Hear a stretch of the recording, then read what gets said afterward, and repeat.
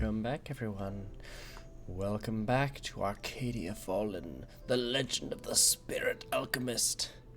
This is an indie game. I'm Indie Games with T. If you have been joining along in my adventures through Arcadia Fallen, you know that I'm doing an RNG run. So what that means is I roll dice to help me make the decisions in the game. Usually it's like a choice between 4 options or 3 options, so I roll kind of an appropriate die. I roll a d8 for the 4 options and a d6 for the 3. Just add some spark and sizzle to it. Or as Alcaps would like to say, the Harvey Dent run of Arcadia Fallen. I can't be mad at that at all. I will say, Alcaps, one thing that I'm going to do different, and I think I've decided, is I've already gone down the romance path for the Demon Hunter. So I think every time I have that option, I'm going to choose it and then roll a die on what interaction I'm going to have there. Because the chances of me getting that with any other character, extremely slim. So just thought it'd be a little more interesting to try to experience more of the game. So without further ado, Arcadia Fallen. I'm in chapter 2, but I think I'm starting to get through it pretty quick. Alright, let's go. Speaking of which, let's go check out Victoria. See what she's up to. Oh, you find Victoria near the town square, and she isn't alone. Please help me. You're a hunter, are you not? I recognize the sword you are carrying. No. I'm sorry. I cannot help you. Oh. Okay. See how I think about what Victoria's doing. 1. What's going on? What's going on here? Did something happen? I can't believe this. Something is always happening, but we are on a mission, remember? The man looks nervous as you approach, but stays put. I need your help. Please, my daughter's been missing all morning. She was playing with the other kids in the meadow, but when the rest returned for lunch, she wasn't with them. And what makes you think that this is a job for a demon hunter? Well, The other kids said that Marie had already gone home. There was something off about them. Huh? Off? Like there was something they weren't telling me, as if something had scared them. Why would they lie to you? I brought Marie with me to this town to work in the mine years ago, but we're still considered outsiders. People out here can't understand why someone born and bred in Arados would have to travel to the boonies to look for work. They don't get that someone like me without any name or fancy education is about as welcome on the posh streets of the capital as the mages are out here. I took us here to give Marie a better life, a simpler life. How did it go so wrong? Okay, so it looks like we're gonna help either way. 6. We can make time. about that. We can make time for this, Victoria. It's the right thing to do. Thoros mercy, I know that. She looks up at the man who flinches at her intense stare. Yeah. Look. We'll look for your daughter, but I won't make any promises. The man lets out a deep relieved sigh. Thank you. All I ask is that you try. Thank you. I will continue to look around town for her. Please find me if you discover anything. Wow. Victoria sighs and rolls her shoulders. Let's go. Oh, is this like, did I unlock a side? Oh. Interesting. So I'm just like straight up on a side quest. So you think this missing child might have something to do with the demons? About that. Can't rule it out completely, but I have my doubts. It's quite common for a parent with a lost child to approach the demon hunters for some kind of magical explanation. Usually the kid is found hours later safe and sound, too busy playing troll hunter to realize they lost track of time and missed dinner. Got it. I suppose that makes sense. Kids are often a lot tougher than parents give them credit for. I'm about to say, speaking from experience, because you were a child who didn't have the best childhood or something. Ooh, a 4 I actually do get to maybe insinuate. I see. Sounds like you're speaking from experience, Victoria. Been giving your parents gray hair while growing up, I see. About that. I wasn't much different than other kids, I'm sure.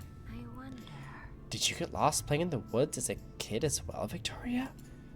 Oh, I bet you were super cute running around with a little toy sword, chasing trolls. All I mean, I was working diligently from a young age to master the skills needed to join the demon hunters. So yeah, playing with a toy sword in the woods, that sounds about right. That of course includes sword training, among other. That's hilarious. That sounds like playing to me. Oh, alright, here we go. This is the first opportunity. Alright. Like I said, since I'm already down this path, I say let's roll with it. Alright, so 2. So that'd be this. Yeah, this one. That sounds adorable. I bet you're really cute as a child, Victoria. Honestly, I was a child with a dream of becoming a hunter. Nothing weird or unusual about that. Really? If you loved it so much, then why didn't you leave? Sorry, Victoria, I didn't mean. I said something bad now, didn't I? Please forgive it. Let's talk about something else. About that.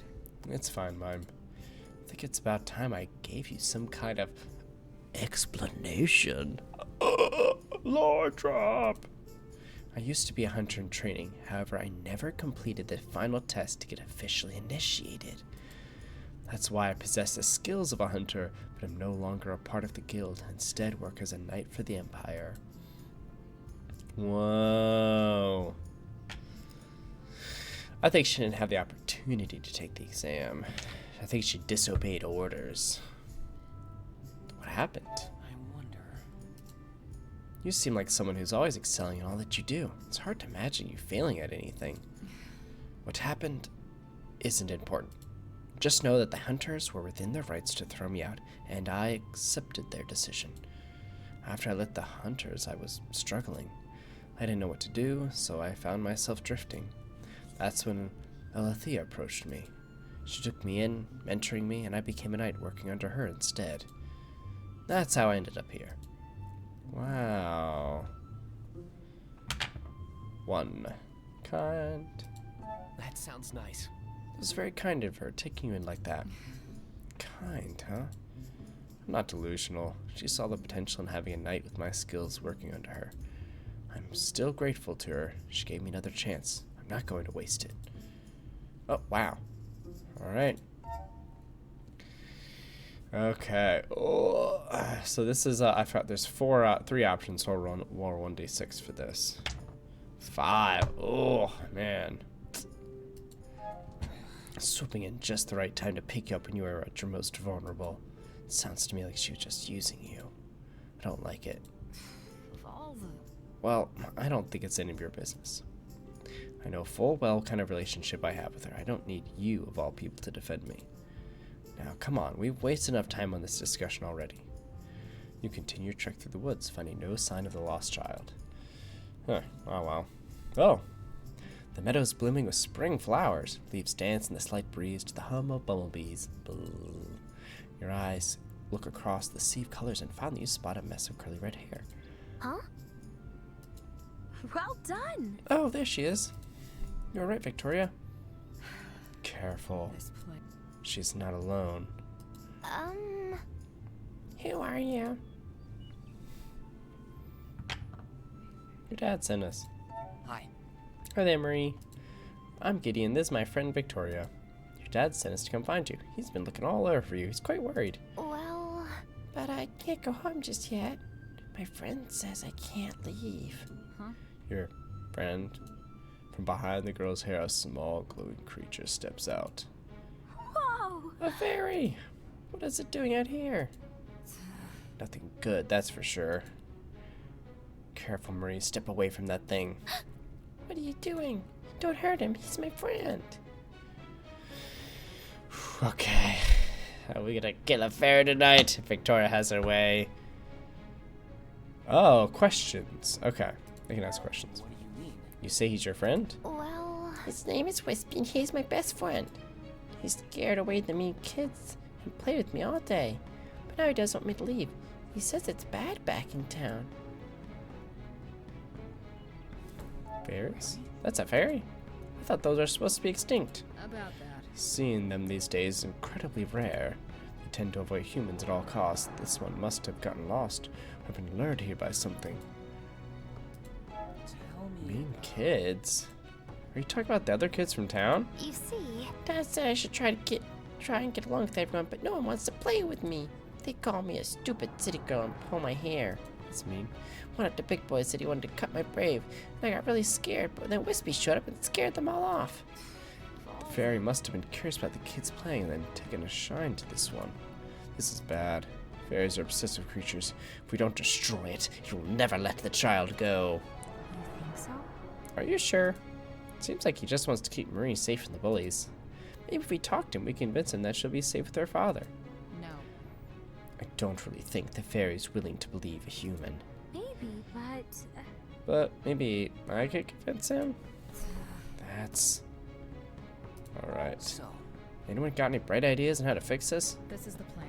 If you can create some kind of distraction with your alchemy, then I'll deal with the fairy. You will do no such thing, human. You all jump when the voice, though not truly a voice, more like a feeling vibrating through your being, enters your mind. You will leave now. This child is mine. I'm not letting her go. Wispy? Stop it, you're scaring me. Gideon? Wait, let me talk to him first. Maybe we could sort this out without anyone getting hurt. Oh man, are we gonna kill a fairy tonight? Here we go. Mime is gonna talk to the fairy, okay. okay. Okay, Mime, we're counting on you. Thank Really? you. Okay, I'll do it. Be careful. Just be careful. Hello. Okay, Mr. Wispy, sir. Tell me, why won't you let the child return home to her father, please?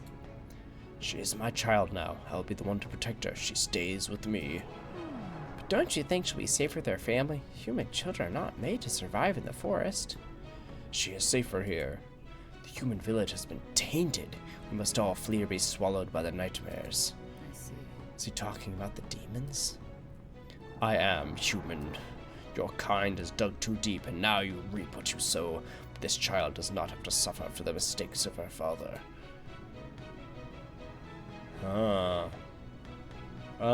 It's like I want to let Mime continue, but the dice must decide. Oh, please let Mime. That's the choice I want, but 5. All right, let Mime continue.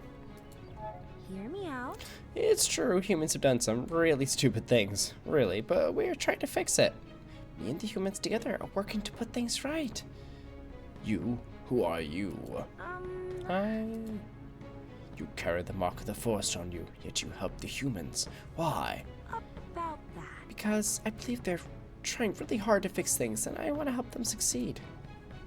You reek of human magic. To think a child of the king would stoop so low as to bind herself to a human. A child of the king? Huh? The king? What are you talking about? There's nothing left for me to say to a traitor. The fairy suddenly flares red, his face drawn into a demonic snarl. The fairy flies at Mime. Victoria quickly steps in front of her. She doesn't have time to properly reach and guard, so the fairy cuts into her hand with claw-like fingers, drawing blood. Son of a... She throws the creature off, and with a swift swing of her enchanted sword, cuts through it. It disappears in a cloud of sparkly smoke. There's a moment of silence. The Victoria sheathes her blade. Tell me. Mime, are you all right? Everything's Victoria, just I'm too much. I'm so sorry. Oh no, your hand. It's my fault. If I hadn't insisted on talking to him, you... Ugh, it was a fine idea. Huh? What? Look. We managed to get the fairy away from the child long enough for me to dispose of him safely. You did good, Mime. Thank you. Victoria, I don't understand. Wispy, why did you... I want to go home. Victoria sighs and scratches her neck. So, I'll take her to her dad. He'll need an explanation for this. Marie will too once she calms down. time to go. See you at the shop later. That seems odd. Victoria, she thanked me. Feels kind of good to be useful to someone like this. Anyway, we should probably be off as well, yeah? Man, that seemed like a no-win situation. That was kind of rough. I really thought we could reason with the fairy, but I guess still a fairy. Alright, let's see what mine wants to do in the forest. About that. So a blue cornflower. Quick mention we should try our luck in the forest. Maybe we should just try to go together. Okay, let's see. What? 1. The forest, huh? Are you sure we're only going because of the flowers? What? Of course we're going for the flowers. Why else would we? Okay, fine, you got me. You know how I told you Victoria found me in the wilted forest? Oh, what's up, prodigal son? How's it going? We're just continuing along in Arcadia Fallen. We just killed a fairy that kind of stole a little girl. I don't know, it's a little complicated, but that's the gist of it. Now we're going to the forest to find some blue cornflower. Well, I don't remember how I got there at all. I have this feeling that there's something important I'm forgetting, but I just can't pin it down, you know? But I have this really strong pull towards the forest I can't quite explain. I just thought since we need to look for flowers anyway, then I might do a little digging myself, right? Alright. 1, of course. Okay. Sure, that's a good idea. Let's go. Thank you. Let's see what secrets the forest holds. The forest surrounding Anemone Valley is lush and vibrant in the early spring. The ground is covered in bright green foliage, and the anemone flowers in the area is named after are just about ready to bloom. Elizabeth mentioned that this town holds a celebration when the flowers bloom out here. That sounds really lovely. Alright. Oh, 1 again. Lovely. I love it. Everyone celebrates in the square with food and music. Then when the sun goes down, people go out into the forest to look at the flowers. That seems odd. Looking at flowers in the dark? That sounds a bit difficult. The flowers absorb some of the energy from the crystals in the mines below us, so when they bloom, they glow with magic energy. It's like stars, but on the ground. Really? That sounds so romantic. I would love to see that. Though, it probably isn't smart if the whole town is out celebrating. Mom lets out a pouty sigh. I wonder. What about you, Gideon? Will you go? Ooh, will you go with someone? Mime's words struck a chord within you. Is there someone in your life you'd like to bring to such a festival? Oh, and I already said that I would for Victoria, so I'm just gonna say yes because we already decided to go down that path. You find yourself smiling softly as a thought of that person enters your mind.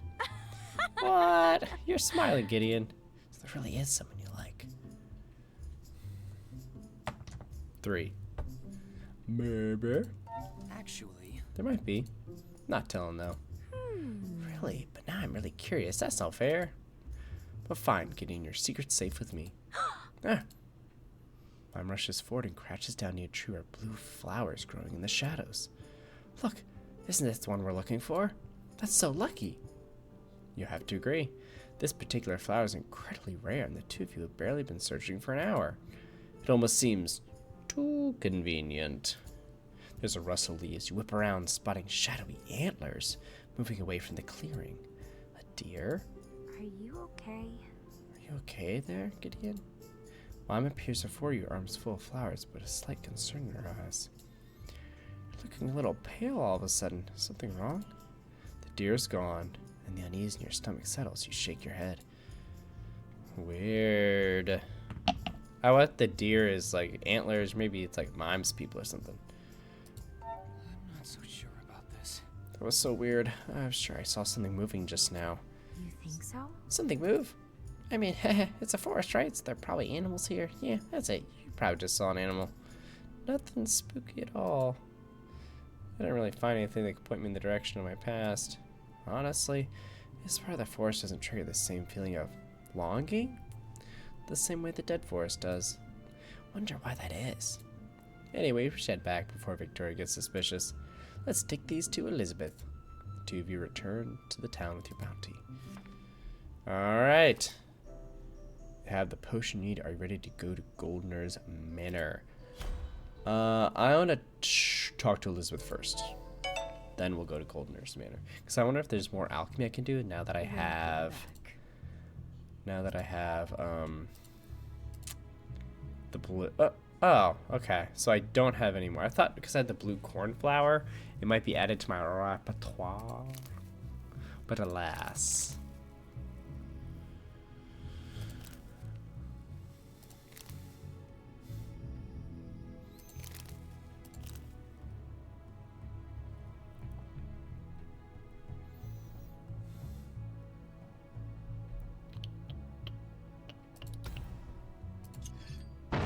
Let's try Oops. that again.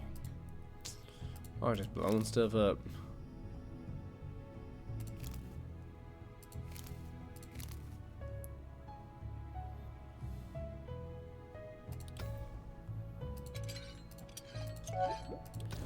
Well, Yeah, 2 turns and 2 ingredients or less. That one's a tough one. It's one of those and then 2 of those. Which sounds so descriptive.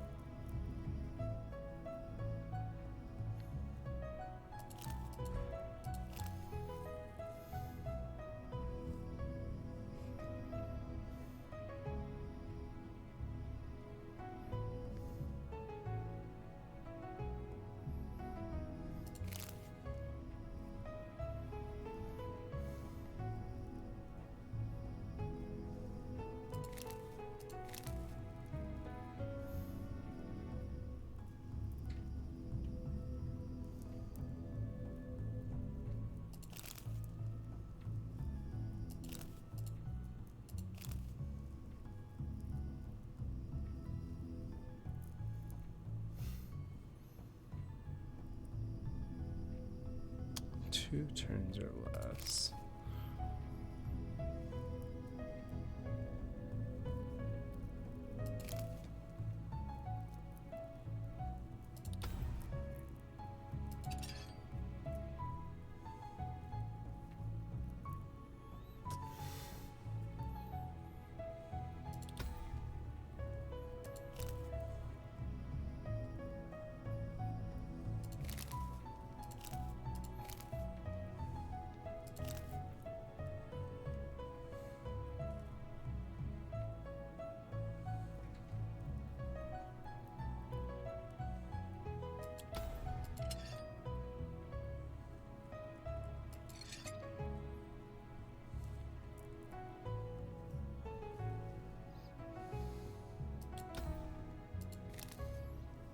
Yeah, I think I just need more ingredients. All right, well, I can't. There's nothing else to do.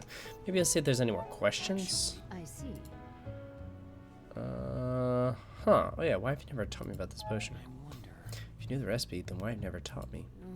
Well, this potion is not exactly part of the standard alchemist portfolio. My intention and ambition were always to educate you, so you never have to use anything like this. But things have changed, which is now I now share this with you. Okay. Any other neat potions? 5. You didn't trust me? It's not that To simple. some extent. Sometimes secrets are forced out in the open whether we want it or not. Didn't want you to be put in a position where knowing too much would get you in trouble. How did you discover Tell me it? about- This can't be something that's found in any old recipe book. I see. That's a simple enough question to answer, as I was the one who made the recipe. Huh. 5.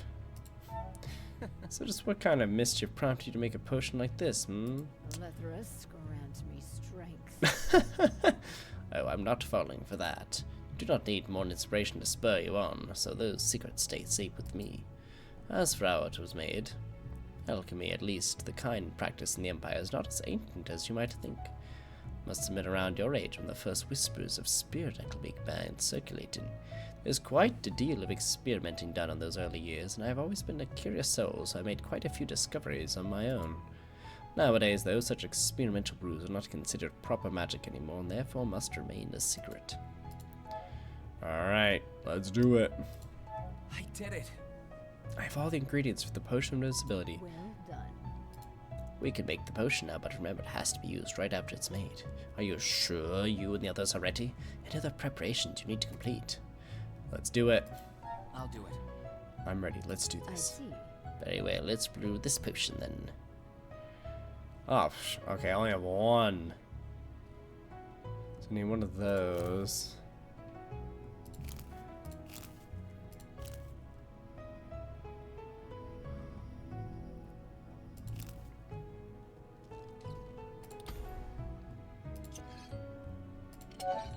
Yeah, easy. Whoa, look at that! Oh, I just had to create it to get that star. Alright, let's do it. They're really at making sure that I'm, like, ready. Good luck, Gideon. Please be safe. We'll see.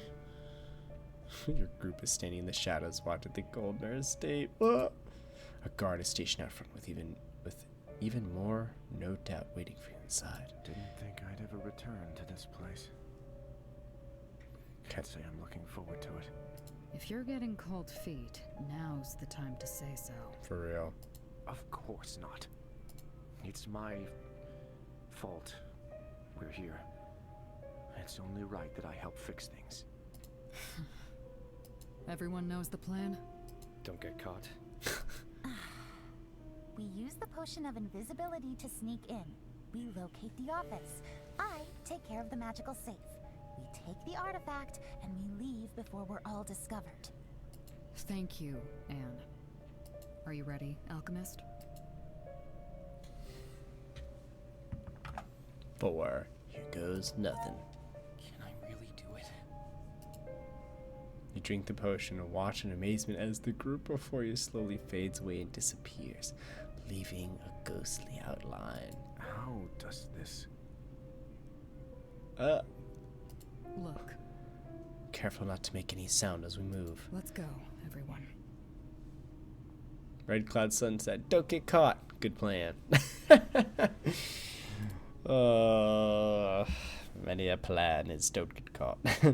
You all sneak past the guard, holding your breath and quietly entering the estate. Here go. Oh, wow. Very gaudy.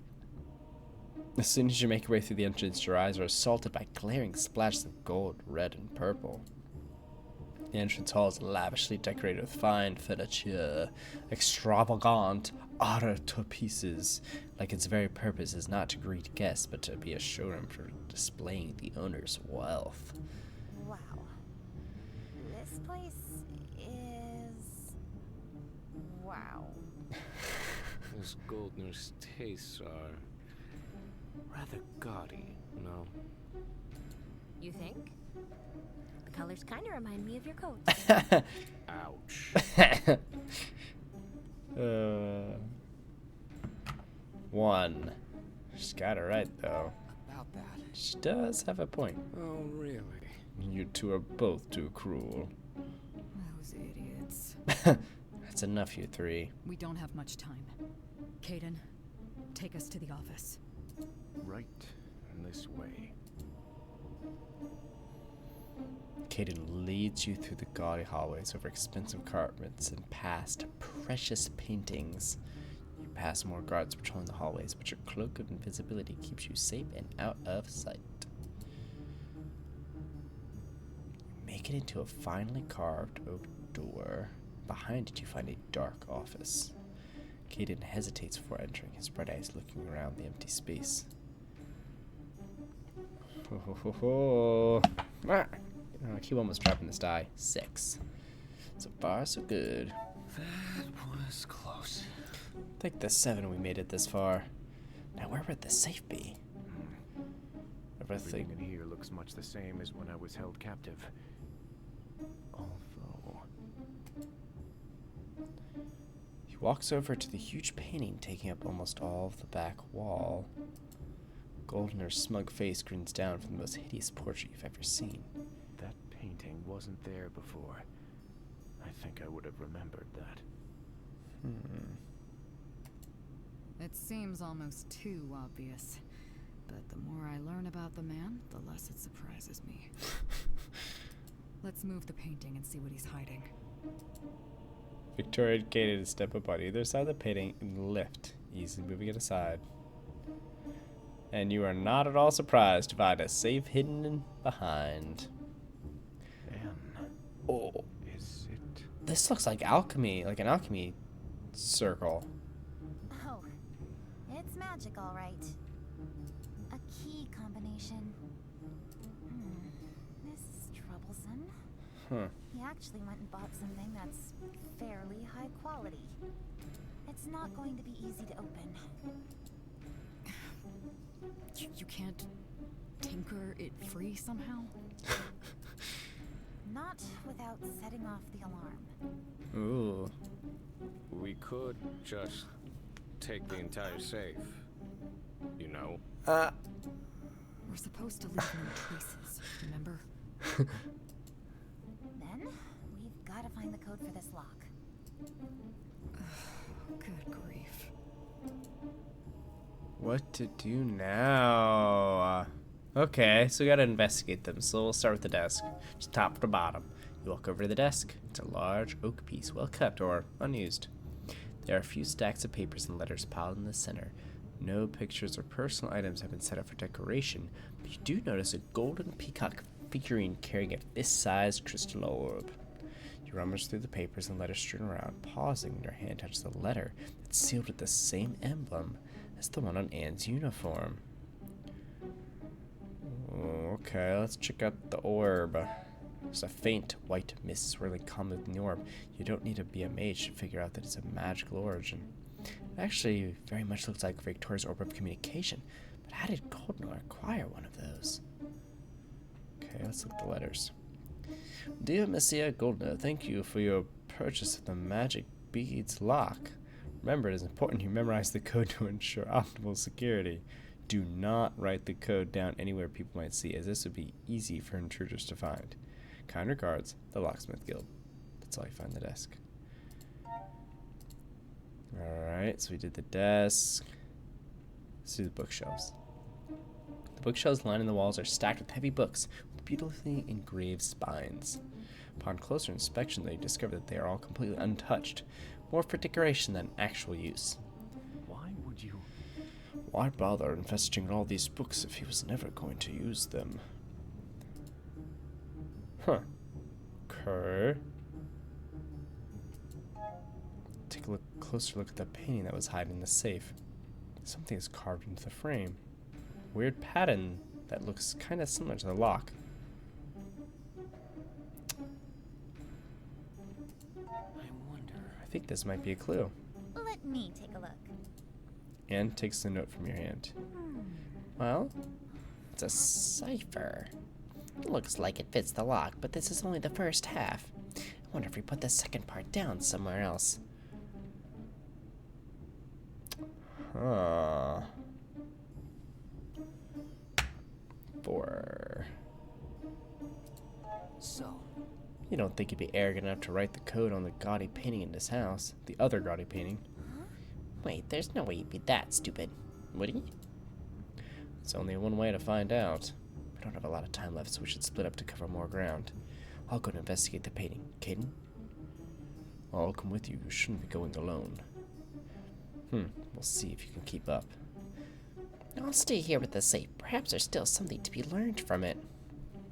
I'll stay by your side. Make sure you don't get surprised by a patrolling guard.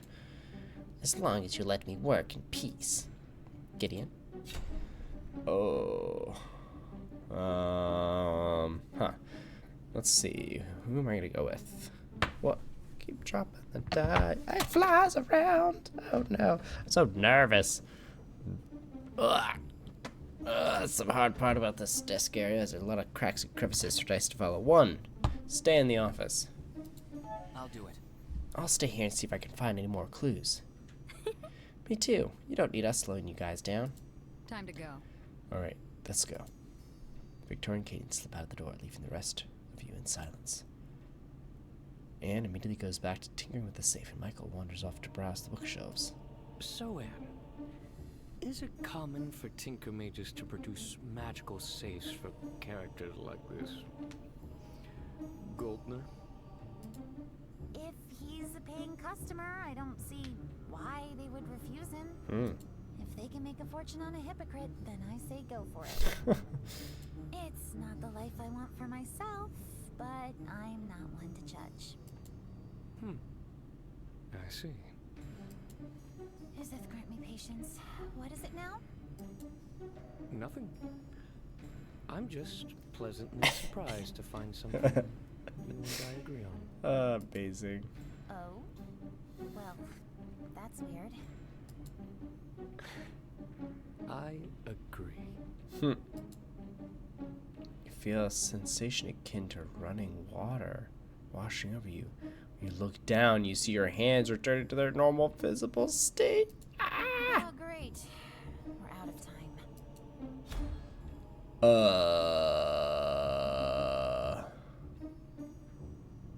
Oh man. Oh. 2. Any luck with the safe? So, Any luck with the safe, Anne? You ask, walking over to the tinker she works. That's new. Yes and no. This thing isn't made to secure as much as to stall for time. I could break it open easily enough if I had a couple hours. She shivers, and you notice her hands are shaking. Oh. 1. You okay? Hey, you doing alright there, Anne? What, me? Oh yes, I'm fine. This is a perfectly appropriate situation that doesn't warrant the least bit of worry for me. Yes. There's a sudden flashlight, and you whip around towards the bookshelves. Michael is gone. Uh-oh. What the heck is going on? Flash of light. 2. Where did he go? What in the world did he go? Oh, Letherus, mercy.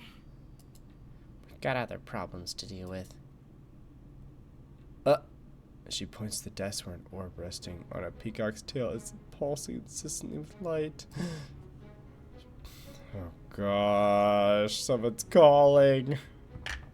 5. So, should we answer that? Anne just gives you a cold stare. Someone's coming. Lime stands by the door peeking out. It's Goldner! Quickly, you gotta hide! And suddenly grabs you by the hand, and you yelp in surprise when she drags you with her down under the desk. The thing's huge, but it's a snug fit for the two of you. There isn't time to complain, as the next instant the door to the office bursts open and Gordon storms in, looking less than pleased. this better be good for you to be calling me at this. It's gonna be the captain of the guard! I have news. Oh, just a soldier. I regret to inform you that your request has been denied. What? You don't recognize the voice on the other end, but peeking from under the desk, you spot the familiar uniform of the Alathian Knights. I paid you good money to bring my complaints to the highest office of Erebus. How can my complaints have been denied? I paid my way, what do you mean? That might be. I did bring the matter to Commander Alethea herself, but the so-called proof of a revolutional mage conspiracy you provided me was less than convincing. A shop burned down. The forest dead. Neither as uncommon as you make them out to be. Not to someone from one of the capitals, after all. You insolent little. In that case, I see no reason to continue this any longer. Contact me if you come across something actually worth investigating. Otherwise, I don't want to hear from you. It is risky enough for me to communicate with you like this. I do not want to keep it up. Wait. The light dims as the orb disconnects, and there's a crash above you. Oh, as Goldner slams his fist into the desk. Damn it. You and Anne stare up at the wood above, nervously praying to the ancestors that Goldner doesn't walk around the desk. There's a sudden crash from somewhere out in the hallway, and Goldner pauses in his rant. What the? You and Anne both breathe sighs of relief when he walks out of the room, waiting for a few moments before poking your heads out from under the desk. Ima's huddled in the corner, trying to make herself as small as possible. He's gone? Phew.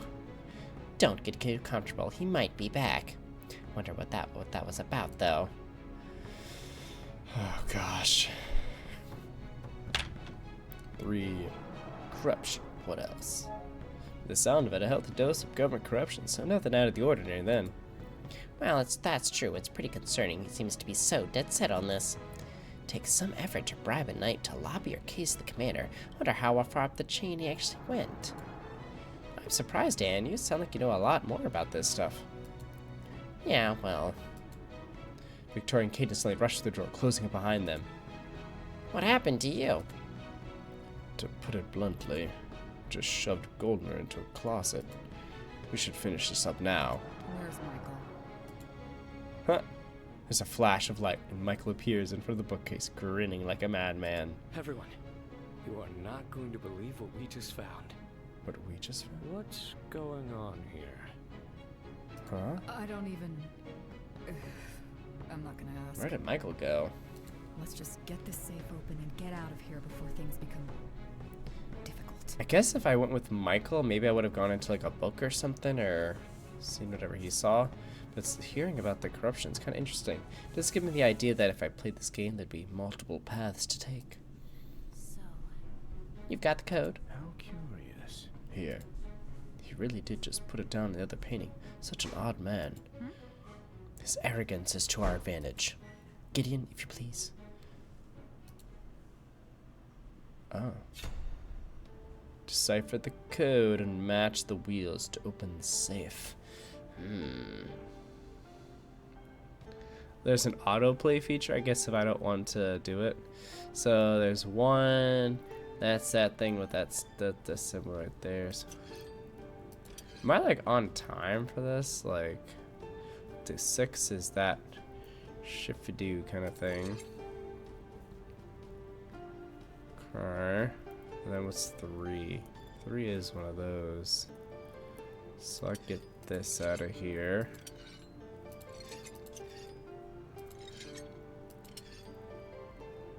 Let's see. That's 1. Oh, 6. I need a.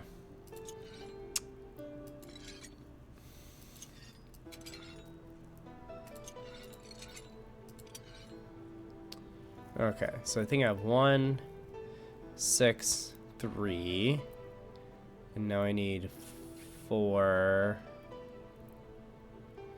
So 4 is this one. Then 9. 9 is that one. So I'll shift this one here. Oh man. Okay. What else do I need? So this is 9. And I have 4. 9, 4. What's 7? 7 is this one. Okay. So 7 needs to be at the bottom. 9 is here. 4 is here. 7 there. So I have 5, 8, and 2. Ah, sweet. Nice. Inside is a sword broken in half, made from bone. Whoa. Kaden reaches out with shaking hands and picks up the pieces. It's broken. Ooh. Dang. Well. 3. Gideon's an angry little thing. This is not good. You're right, with the sword in this state, there's no way it can be used to complete the ritual. Went through all this trouble for nothing. I don't understand. The dragon swords are the most powerful artifacts my people have constructed. Simple banishing seal should not be able to shatter one like this. let me take a look. That is because it's no normal vanishing seal. Anne is holding up what appears to be a map that was also locked away in this safe. A map. A map of the mines. What? Please explain, Anne. Fascinating. Look at the way the ore is structured. This is way too perfect to be an organic occurrence. You say that people use places with natural ore for this kind of seal, yes? Well, Right. So, Well, what if it was the other way around? What if someone created the entire network of ore in the region and shaped it into this structure? By the 7. actually, If my theory is correct, in this town, the entire valley is resting upon a giant alchemy locket. Whoa. 4. I'm not so sure about this. How could we ever hope to fix this? This is much, much bigger than any of us realized. Still doesn't change the fact that whatever we have found, it cannot possibly be allowed to roam free. What are you thinking, Anne? Is there a way to fix this? Seems logical. I think so. I'll need to make some calculations. We should bring the map back with us. Let's see. Since no one seems to want to point at the obvious, isn't it rather suspicious that Goldner is in possession of such a map? It's almost as if he knew all along that his business was destroying what I assume is the continent's largest demon prison. Goldner will pay for this. I hope so. We'll deal with him and his involvement in this when we have successfully prevented the catastrophe. Huh. Very well, Madam Knight, if you say so. 3. I see. Here I thought we weren't going to be leaving any traces behind. If he wants to make a fuss about these being missing, he'd have to explain just what these things are. He won't back himself into a corner like that. Now let's get out of here. As she speaks the words, you suddenly hear yelling outside, feet rushing down the hall. Why, you? Thieves! What are you waiting for, you idiots? Break down the door. We're trapped. Oh no, what do we do? Here. This way, everyone. I've found us a way out. The window doesn't count. 5. Yeah, always with the jokes. I mean, we could try our luck with the window. Only if you could potion that could make us fly. Wait, do you have one of those? How Thoros preserve me. Michael walks back over the wall, holding up his hands as something begins to glow. A sigil of some sort. That seems odd. What's that? I think I've seen that symbol before. It's an illusion. Hiding quite the little secret. Michael touched the symbol and the entire wall gives way, opening up to reveal a stone staircase leading down. What in the world? This is... Why would there be something like that here? Someone crashed in the door and the hinges creak ominously. Alright. It's pretty convenient, yes. It's almost too convenient. This is the plan. If it's a trap, then we'll deal with it as we go. We don't have a choice anymore. There's a flash of light and you're all dragged forward into the bookcase. So that's where Michael went. Ugh. You all stumble down into a dark, dusty hallway, the secret door swinging shut behind you. I don't understand. Just what is this place? Fascinating. This seems like an escape tunnel. They're quite common in noble houses as a safety measure against a peasant revolt. But only opened when Michael touched it. It looked like some kind of magic lock. Enough of this. We'll investigate this later. Victoria gives Michael a pointed look. But for now, we should just get out of here. We got what we came here for. Yeah, it is very curious. Will they follow? I'm so tired. Let's just get out of here. I couldn't agree more. Let's go.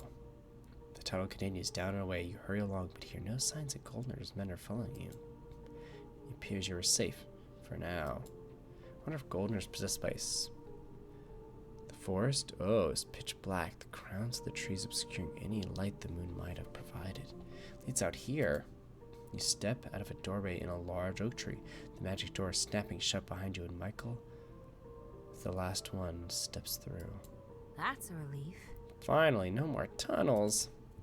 Mime hugs the nearest tree in relief, but the rest of your group is less ecstatic.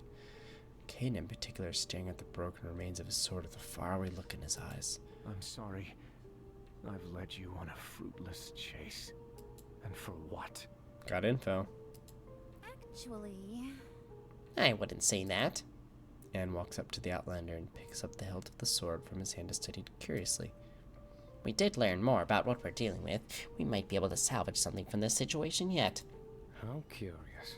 That's uncharacteristically optimistic of you, Anne. Are you sure you're not just saying that so you can tinker away at Caden's broken sword? can't believe this. That's not. It's merely a professional curiosity and nothing else. Good grief. 1. We're all safe. Well, We might not have gotten exactly the outcome we wanted, but we got out unscathed. That's all that matters. Gideon's right. even if it wasn't exactly a smooth heist, we just broke into a mansion together. I say we did pretty awesome, all things considered. You return home. Oh, chapter 3. A secret of blood. Oh. So, I called you all here to talk about what I've discovered. Alright, give it to us, Anne. What'd you discover?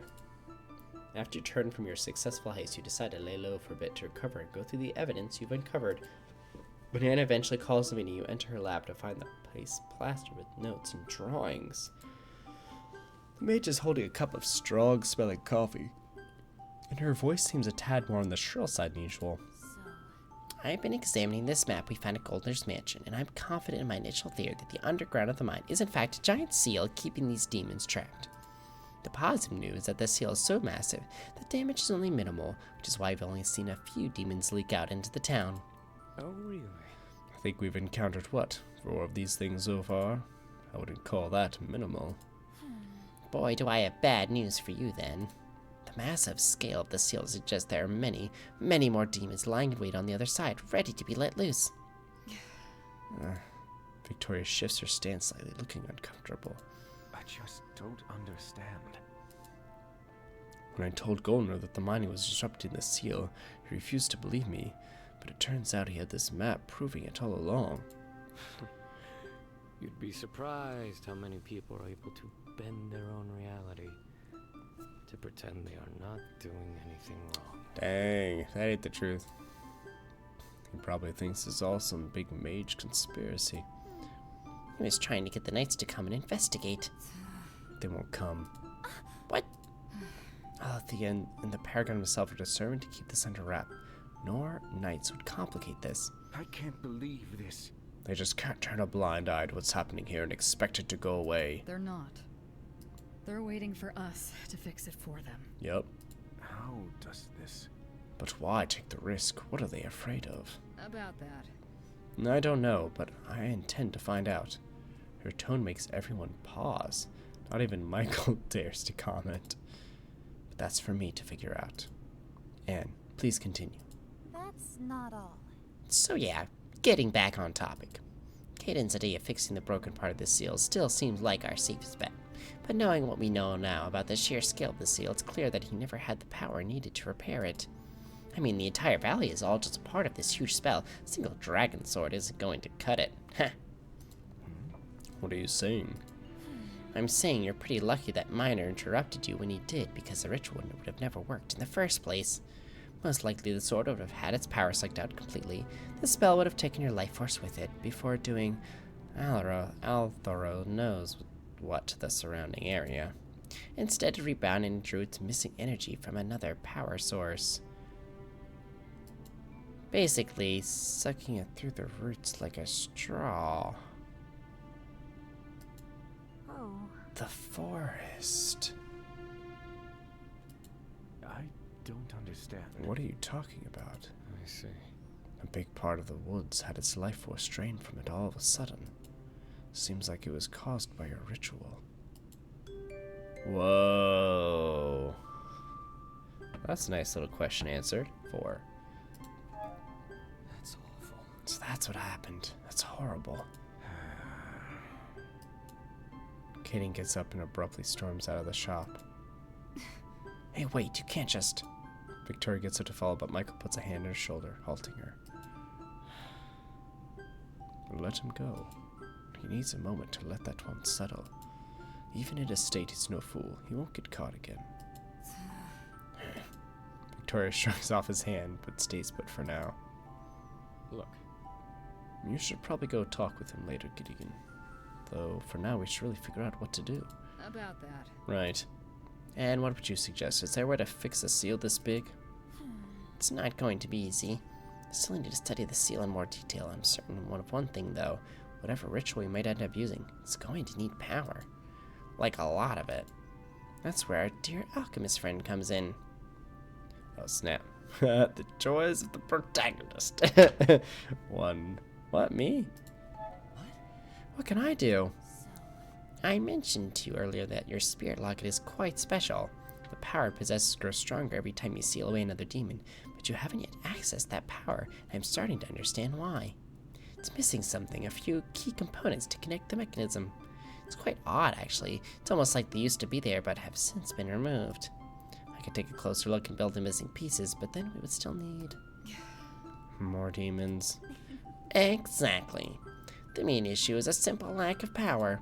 We need more demons to fuel the spell needed for this. Got it. How many? Let me take a look. Gideon already captured 4 demons. One more of the same size the others might do the trick, though I could make a more precise calculation for you. So that's how it is. That won't be needed. We know what we have to do. Victoria's sharp eyes zero in on you and you swallow. What? 1. I'm not gonna get us saying this, am I? Indeed. Great. This is the plan. The hunt begins in the morning. You better rest up and prepare. Actually, I would also like a bit of your time soon. There's still much to learn about your locket, and I'm eager to get started. So much for getting rest. It's right back into the fire for us. The meeting concludes and everyone walks off to do their separate things. There's no sign of Caden. hear me out. I'm kind of worried. I think we should go look for him, Gideon. Yeah, it's always up to good old Gideon. I agree. He shouldn't be out there alone. I'm worried. Let's go. Let's go find him. Come on. Oh wow, the forest is ominously quiet at night, and Mime is walking very close to you as you step between the dead trees. Eventually, you spot the familiar glow of Caden's markings. He's standing by one of the dead trees, deep in thought. Then he turns and punches the trunk and it cracks, leaving a deep dent in the dry wood. Okay. Maybe you should be the one talking to him. Yeah, one person is probably best. I'll just be standing over here.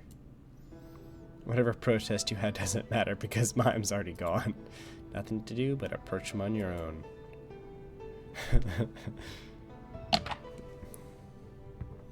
The challenge. Can I roll on my desk? Hey, what are you doing? You walk up to him, wringing your hands nervously. Hey there, Caden. So what do you got here? Alone? All caps. The die is spoken, and you must yield. Yeah, the die has spoken. Caden turns around slowly, taking a deep breath before facing you. Gideon. What are you doing? I'm sorry if that display startled you. What have you been doing out here alone? It isn't safe. Okay. 6. Oh, I was worried. About that. I was worried about you. Do you want to talk about it? I see. You don't have to do that. I don't want to burden you with my worries. Alright, roll the 1d8. True to the dice. 6. We're a team. About that. We're a team, Caden. And a team helps out their teammates so we can succeed together. Succeed together, huh? Tell me about... Why don't you try explaining to me what's going on? Yeah, story time. Caden takes a deep breath and looks around at the dead trees. He looks so very pained. The elders at home always tell me I act too rashly. Well, they right. That I am too emotional when making decisions. Right again. They were right. Look at this mess. Yeah, it's wild. The forest was ruined because I wanted to play at being the hero.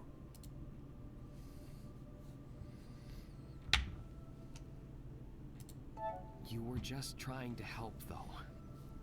No one could have predicted things turning out the way they did. But it was predicted. Foretold, even. And I am sorry, friend. But I haven't been honest with you.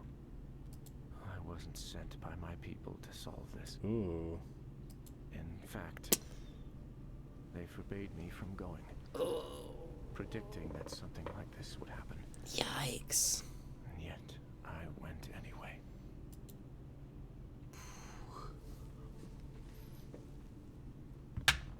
4. Diplomatic. I mean, given what you went through with Goldner, I can hardly blame you for not trusting us at first. You are way too forgiving. Usually he is not, so. I deceived you in order to hide my mistakes. But even that failed miserably. The sword is broken. There's no hiding anymore. I never had the right to wield that blade. Oh. I took it, thinking the end result would be worth breaking a few rules for. I was arrogant, and this forest paid the price for my foolishness. I cannot return to my people in such disgrace. Yeah, stay here. I honestly don't know what to do from here.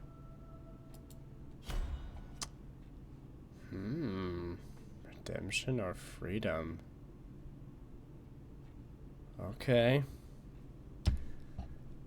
Let the dice decide Caden's fate.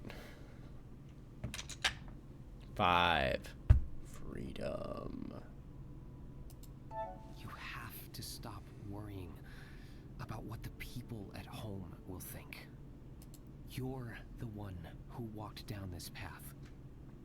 You're the one who has to continue walking it. If you regret what happened, then help me fix it. But do it because it's what you want, not due to some weird sense of honor. That is not as easy as you make it seem. My people are, well, my people. I cannot simply forget them and walk on my own. I do appreciate what you're trying to say, though. Caden smiles and places a hand on the wounded tree trunk. I will fix this mistake. One step at a time. I will right these wrongs. Thank you, my friend. Right. Let the dice decide what's gonna happen. 6. Just don't lie again, will you? Caden nods solemnly. I swear. I will be truthful with you from now on. I never was any good at keeping secrets. Anyway, I think we should head back now. Mime has been hiding behind that tree for a while now. It must be uncomfortable. Wait, you knew I was there? Your appearance isn't exactly nondescript, is it? Look who's talking. The 3 of you return to the shop to rest. So you lied to us. Ooh. I'm sorry for the deception. I did not have my people's blessing to come here. But everything else that I have told you about the seal and the artifact has been the truth. Why would the Outlanders want to keep this a secret? That's interesting. We do not meddle in the world, topside. Our elders believe the mountains will keep us safe from the Empire. But I disagree. The demons don't see borders. If we don't stop this disaster at the root, then eventually, my home will get wrapped up in the conflict as well. Mm-hmm. So, you disobeyed orders. Dang. You judge me? I was under the impression that you had been cast out from your original order as well. You and I are nothing alike. Oh, wow. Phew. Sheesh.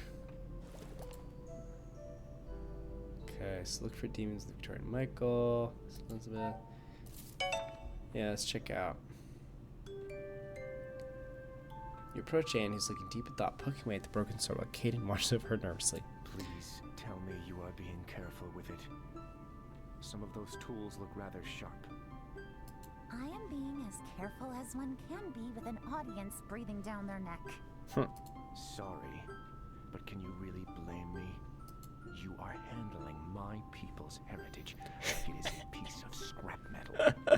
Right now, that's all it's good for, isn't it? Oh.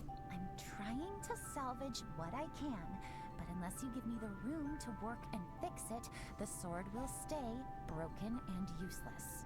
Dang. Things can have a value even if they are broken.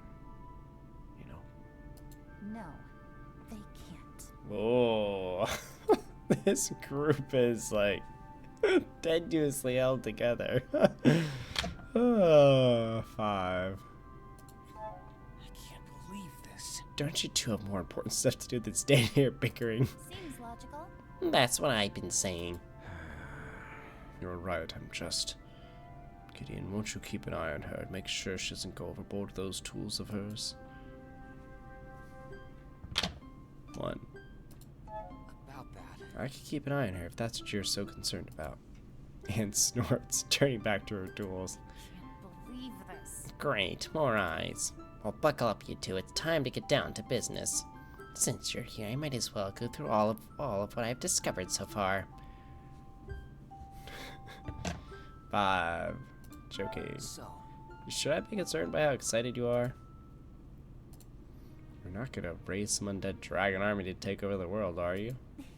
You're not nearly creative enough. So Caden's definitely not lying when he says it's a powerful magic artifact. The material used is unlike anything I've ever seen before. It's almost as if it's alive, pulsing with tremendous power. These questions? Questions. I wonder. This sounds like the type of power source you were searching for. That's good, yes? Actually, Yes and no. This is the effect I'm aiming for, but I don't need to dig much deeper to know that whatever school of magic created this, it isn't one that's allowed in the 4 classes of the Academy. I'm more likely to be executed than promoted were I to present this to them. How does this... I don't understand the humans' politics surrounding magic. For the purposes of our current predicament, though, it might prove to be plenty useful. I've studied the map of the mines we found in the mansion, and I'm confident that my initial theory holds true. This seal we are trying to fix is much larger than any of us could have predicted. The sword itself, despite its power, wasn't enough to fix it. So even if I managed to fix the sword, it still wouldn't be enough to solve this problem.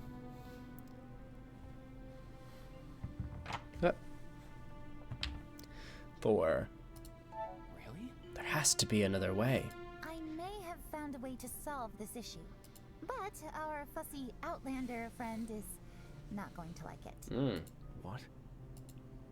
The sword itself is not powerful enough, but if we were to combine it with the spirit login and tap into the power of the demons you've sealed away, maybe even add a few more, I think that might just be enough. I'd have to destroy the remains of the sword to repurpose it into a suitable component to fit the locket. I'm fairly sure I won't be able to, how should I say this, put it back the way it was when we're done. You're going to destroy it? Ah, Absolutely not. No way. I told you you weren't going to like it. look, I do not care anyway. The less I work on this thing, the better, honestly. We could just use more demon spirits instead of relying on the sword. We'd have to capture those demons, of course, and make sure our alchemist isn't killed in the process. Caden looks away in silence. The sword would put us ahead, and I was under the impression we were under a strict time schedule, so... What do you think? Caden sighs and looks to you.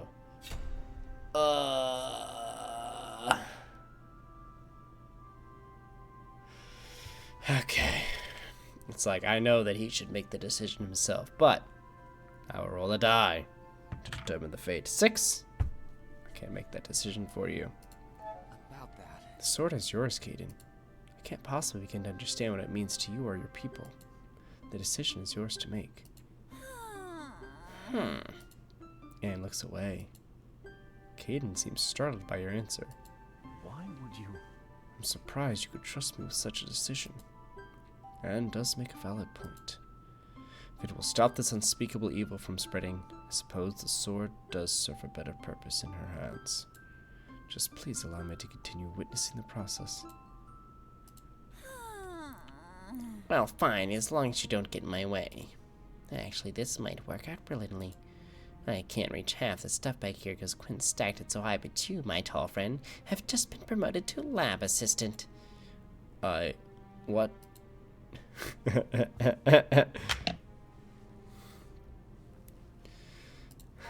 About that. Sounds like you're about to have your hands full. Time for me to go. So, You could start by helping me test this too. I'll need to pry the metal open careful though. It has a habit of cutting off fingers too. Please, Eh. be careful. What? Research demands sacrifice. Sometimes that involves limbs. To hide behind a Oh wow, smile. opened up a lot. It's such an odd topsider phrase. I never quite understood it. But I think I might get it now. Pardon? There are those among my people who wish to hide the glow of their markings. Not to stay hidden, but to hide certain emotions they might not want others to see. Hiding your light takes years of practice. So, some instead burn brighter, latching onto one specific emotion and using that light to obfuscate whatever might really be there. To hide behind a smile. It's interesting to know topsiders do the same thing. I feel oddly attacked right now. So it looks like I go to Anakin, go to Kid in the Market, and this is like kind of story stuff. So maybe I'll talk to Anakin, because I know that she wanted to do some experiments on Anne's workshop. Is certainly quite in your turn. You find the mage not busily welding together new metals, but instead leaning against her desk, reading what appears to be a letter. Huh. Something wrong? So, Hey, Anne, did something happen? Oh, hello, Gideon. No, Mark is progressing his plan. I just received a message, that's all. It's a letter from my brother, informing me that one of my father's associates has gotten a permit for a court mage, and insinuates quite heavily that I should give up my foolish endeavor and come settle down. She folds up the letter and throws it on the table dismissively. He's an idiot if he thinks I'd settle for a life as a pathetic court jester. But you've got to admire his tenacity. I didn't think his couriers would be able to find me all the way out here. Corchester? what do you mean? So, You know how towns have to qualify in some way to be allowed to have a mage move in? Well, some noble families got tired of their offspring ending up all over the empire, so they rigged the rules so that big estates or courts could qualify as a town too. So mage children from noble houses go to the academy to learn pretty illusion magic, then return home to live off their family's wealth as entertainers. Why would I ever want that for myself? Spending the rest of my life humoring a bunch of corrupt nobles. What a joke. Interesting, corrupt nobles. Tell me Your about... father's associate? When you frame it like that, it sounds rather sketchy. Oh, that's because it is. I love my father dearly, but I'm not a fan of how he uses our family's power to bend the rules to his will. You have a brother? actually, I have two. Older brothers, both of them. We don't get to see each other much for obvious reasons, but Marcus likes to write to keep me up to date on the Hofflins family's latest shenanigans. Wow. What about your parents? Don't they write too as well? My father's too busy playing politics to spend much time on family matters. He does send the occasional extravagant gift as a way to mend the tear. She chuckles and taps in the gemstone brooch, holding her tie together. My mother and I have a complex relationship. We don't talk much. Tell me about... Your father's a politician? It is his passion. The Hofflin family has always held high standing among the elites of Eridus, but my father's ideals have been shaping the entire region for a generation now. Eridus has a history of being rather conservative in its views on magic. My father changed that, tipping the scale towards a more open approach. He's done amazing work, so I excuse him for being a rather absent parent in my life. He would never have been happy if he'd had to put that part of his life behind him.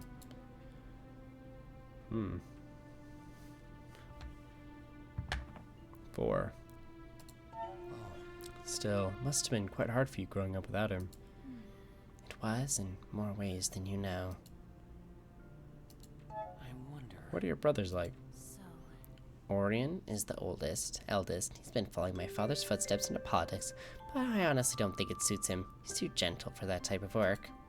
Doesn't matter though, since he's the heir and he's going to be set for life no matter how his political career goes. Got married last spring. Never met his wife, but Marcus writes that she's sweet, so I'm happy for him. Marcus is different. easily excitable, but with the attention span of a small fish. My father is a patient man, but even he's growing tired of Marcus never sticking with anything for more than a day. The one thing that does keep his interest, though, is keeping in touch with me, which I appreciate.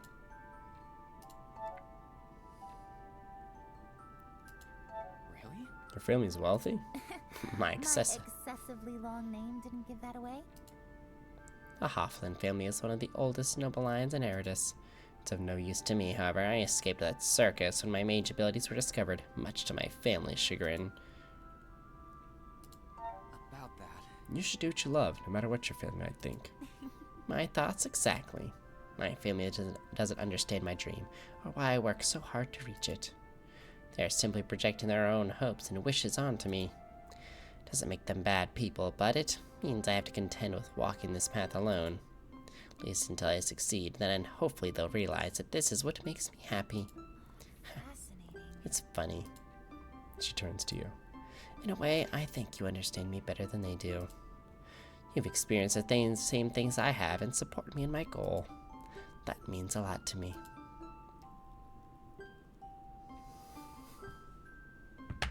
Two. I'm glad you're my friend. Glad. I want to be your friend. Friend, huh? She tastes the word like it's almost foreign in her mouth.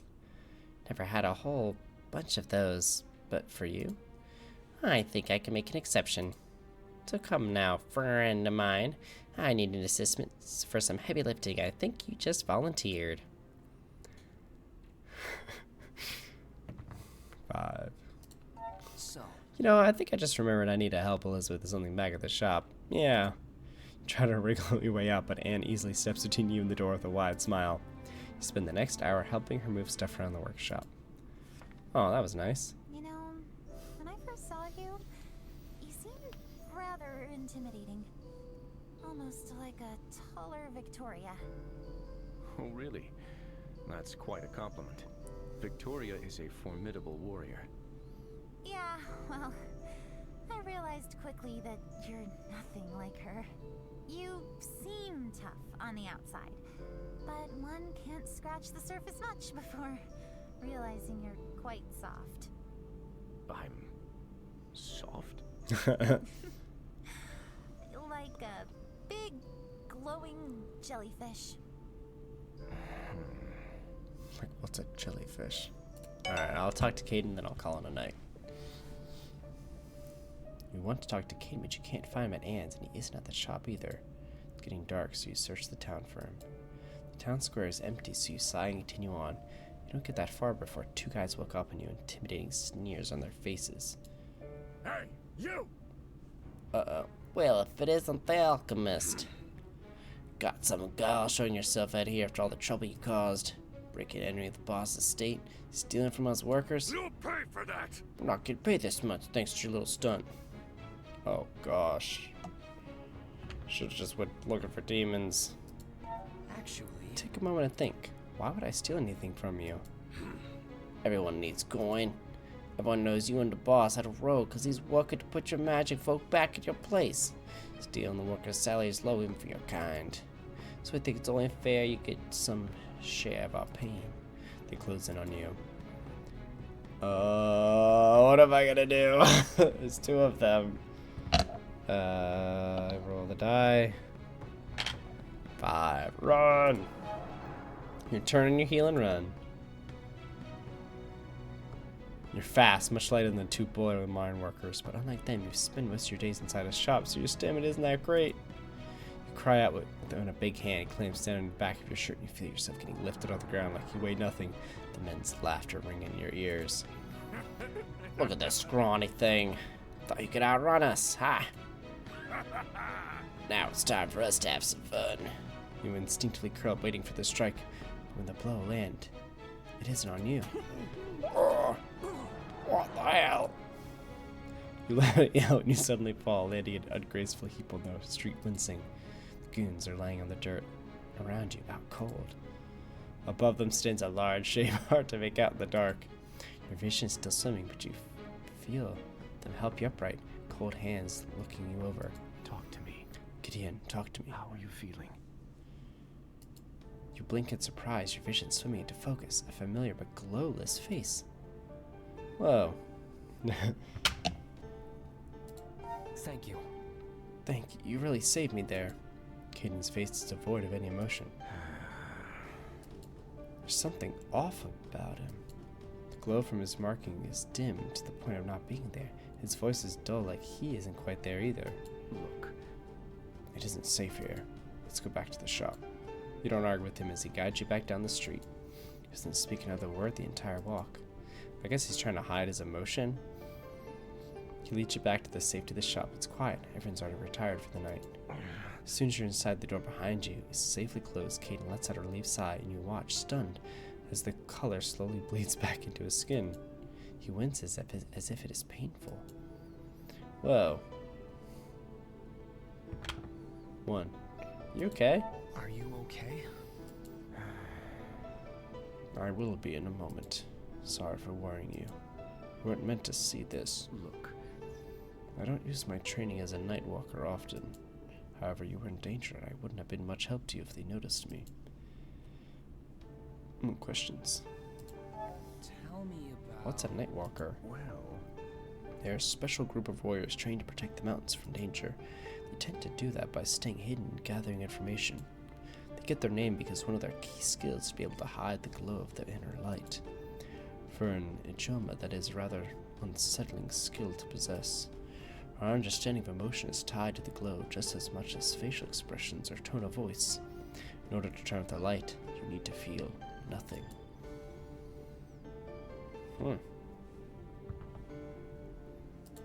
So, You can do that. You're a night walker? Never completed my training, but I can make my glow disappear for a time. Not that I would ever do so willingly. once you are in that state, it is like a void. And in order to get your glow back, you must reconnect with your emotions. That sounds pretty intense. But if you spend your days in the dark for too long, one can forget the things that make you feel. It is not sadness, not anger, just an absence of emotion.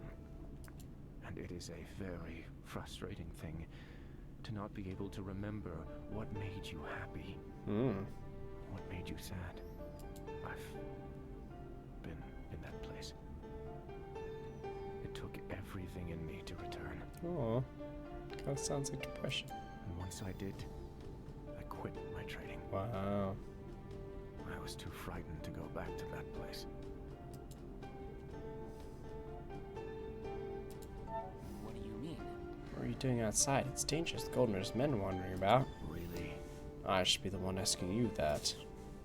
I at least have some means to defend myself, but you... what would you have done if I had not shown up what I did? Alright, 1d8. 6. You see. I'm used to the odd angry glare from people like that, but I didn't expect them to get physical. Things really have changed for the worse lately. I see. I'm sorry. The animosity between the magic and non-magic factions of your people is such a weird concept to me, but all the more reason for you to be more careful in the future. I've been observing the streets at night for a while now to keep track of Goldner's men. I want to find some way to be useful to our cause now that the sword is broken together with our original plan. So far, I've learned nothing useful. So, Does Victoria know about you sneaking around in town at night? I'll take that as a no then. Remain silent, and Caden sighs, running a hand through his hair. Look, I know these nightly activities are risky, but I couldn't just stay here and do nothing. Now that Anne has taken the sword, the only useful thing I'm capable of is scouting in the dark, but it appears I can't even do that much. a true Nightwalker would have been more useful, but I am not that. That's okay.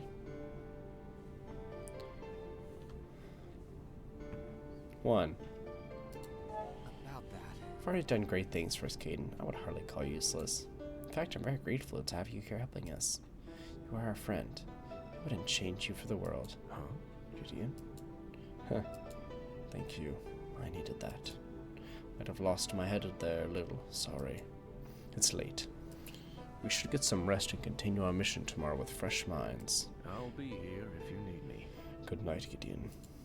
Two of you part ways to rest. Mime. About the forest. You better apologize to Mime. Truly sorry. Better be. Caden, you know I don't blame you for any of that. But your home. I destroyed it.